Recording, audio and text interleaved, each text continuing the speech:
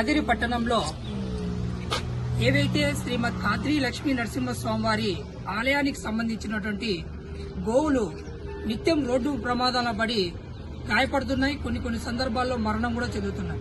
ఇదే అంశం పైన ఆలయ అధికారులకు, రెవెన్యూ అధికారులకు పలుమార్లు మేము ఈ గోశాల కదిరి పట్టణంలో 5 లేదా 3 కిలోమీటర్ల పరిధిలో గోశాలను ఏర్పాటు చేసి ఆ గోవుల్ని ఆ గోశాలకు ఏర్పాటు చేసి సంరక్షించాలని మేము పలుసార్లు విన్నవించుకుంటున్నాం.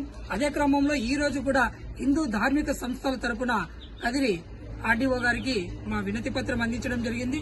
మేము ముఖ్యంగా అధికారులకు తెలియజేసుకుంటున్న అంశం ఏమిటంటే, గోవులు ఎవరైతే భక్తులు శ్రీమద్ ఖాద్రి లక్ష్మీ నరసింహస్వామి వారి ఆలయానికి ఇస్తున్నారో వాటిని మీరు నిర్వహించలేని క్రమంలో ఇతర గోశాలకైనా వాటిని తరలించి, ఇప్పుడు ఏదైతే గోశాలకంటూ ఒక నిర్దిష్టమైన స్థలంలో, ఇప్పుడు నరసింహస్వామికి సంబంధించిన స్థలంలో గోశాల ఏర్పాటు చేసి ఆ గోవుల్ని అక్కడ తరలిస్తారని మేము అధికారులకు కానీ కదిరి పట్టణ ప్రజల తరపున మరియు హిందూ ధార్మిక సంస్థల తరపున తెలియజేసుకుంటున్నాం. జై భారత్, జై హింద్.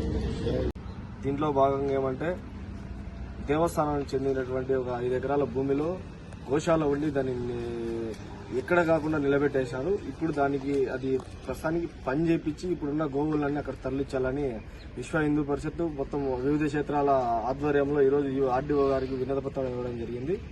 జై హింద్, జై భారత్ మాత.